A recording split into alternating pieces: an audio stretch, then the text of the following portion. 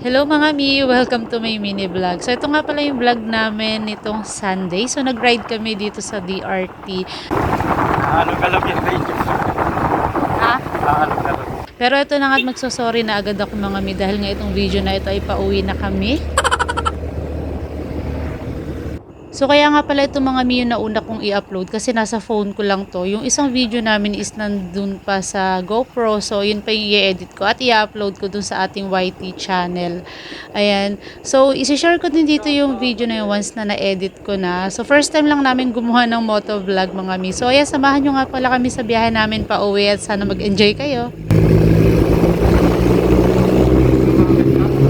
Huwag na. Ikaw, gusto ba? Huwag na, mainit nga.